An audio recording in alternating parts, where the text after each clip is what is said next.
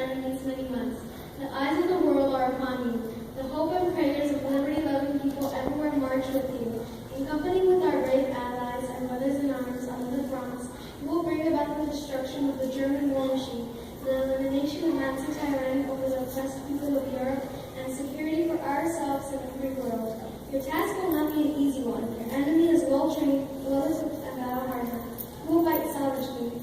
But this is the year 1944. Much has happened since the Nazi triumphs of 1940-41. The United Nations have inflicted upon the Germans great defeats in open battle man to man. Our air offensive has seriously reduced their strength in the air and their capacity to wage war on the ground. Our home fronts have given us an overwhelming superiority in weapons and munitions of war and placed at our disposal great reserves of free fighting men. The tide has turned. The free men of the world are marching together to victory. I have full confidence in your courage, devotion to duty, and skill in battle. We will accept nothing less than full victory. Good luck, and let us beseech the blessing of Almighty God upon this great and noble undertaking.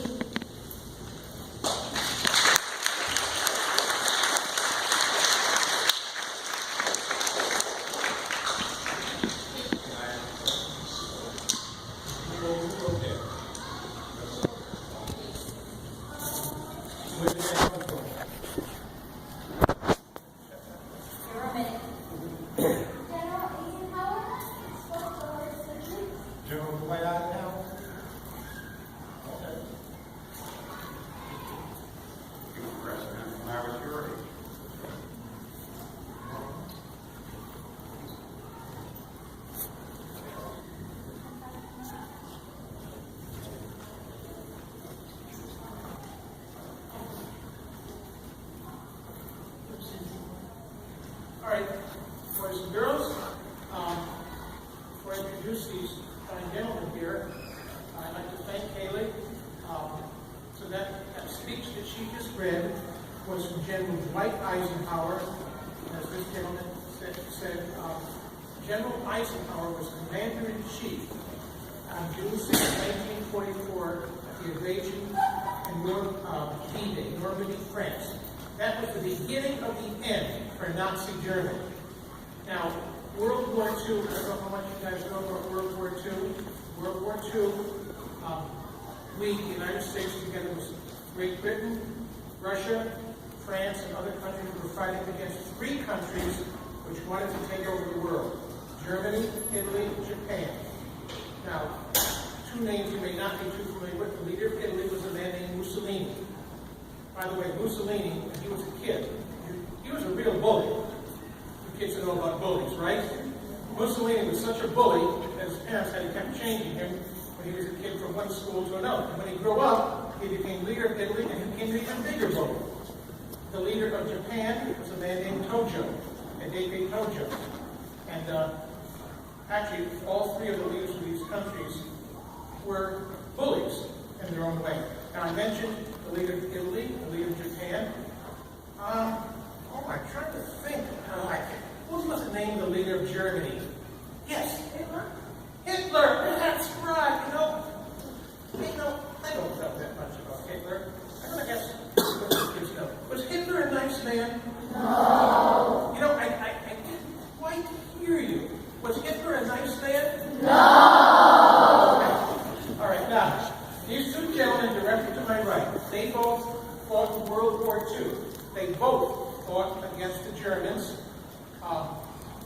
Mr. Charles Nolly here fought against the Germans in the air. Mr. Mario de Castro fought against the Germans on land. Mr. Nolly here belonged to a very special group of fighter pilots called the Tuskegee Airmen. They were all African American.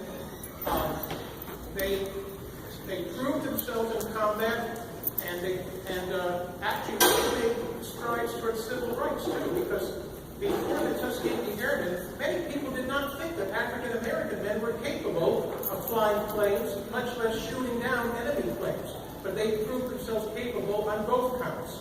How many of you ever heard of or saw a movie called Red Tails? A couple of you did. Red Tails was a movie made just a few years ago. It's about the Tuskegee Airmen. If you saw the movie, you saw actors portraying the Red Tail fighters. Well, Cuba Gooding Jr. and some other actors. But we don't have Cuba Gooding Jr. here today. We don't have any actors portraying the red-tailed fighters. What we do have here, we have the real article. This man here, Mr. Charles Nolly, was one of the red-tailed fighters, one of the Tuskegee Airmen. By the way, Mr. Nolly has a birthday coming up in just 8 days. He's going to be 99 years old. Wow.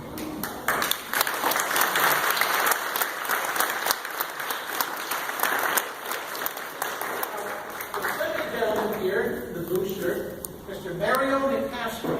Mr. Nicastro, exactly 72 years ago today, Mr. Nicastro was in quite a different situation from today. Exactly 72 years ago today, Mr. Nicastro was in a landing craft heading toward a beach in France. You know what part of France that was? Normandy. You know what they were doing? They were in a, he and his buddies had to get off the ship. They got on this landing craft and hit the beaches of Normandy, France. And as soon as they hit the beach, they had to go and fight the Germans who were trying to push them back. Good, excellent. Did anyone here see the movie Saving Private Ryan? Saving Private Ryan. Anyone see it?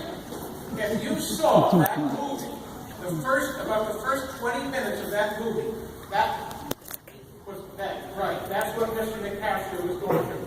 Later on, and now that was obviously today, June 6th, 1944. Later on, in December, when most people at home were getting ready for Christmas, Mr. Nicastro and his buddies were digging foxholes in the frozen ground in the snow in Belgium.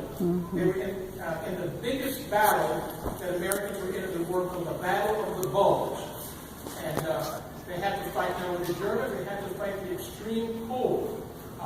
Later on, Mr. Nicastro will tell you more about that. Now, these other three gentlemen, they served the Vietnam War like I did. But where I was back in the rear. I was in a fairly safe area. These men were actually out in the jungle fighting against the enemy, the Viet Cong, the North Vietnamese. Mr. Peter Hunt here was in the Army, and you were airborne, is that right?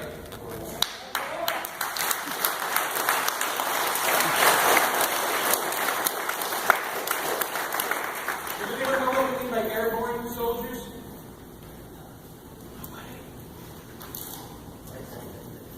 Okay, they jump from planes or helicopters with parachutes. That's scary. The next gentleman, Mr. James Hill, he was in the Marines. And you'll see, you don't have your other medals on your hat today. Okay. Actually, the next two gentlemen both were Marines. And both of them are in the Purple Heart Association. Now that means they earned a medal called the Purple Heart. The Purple Heart is a medal awarded to anyone wounded in combat. Each of these men was wounded more than once. And they saw, what can I say, a lot of combat. So I'd like to start here with Mr. Charles Nolly. Can everybody hear me? Yes. Okay. Very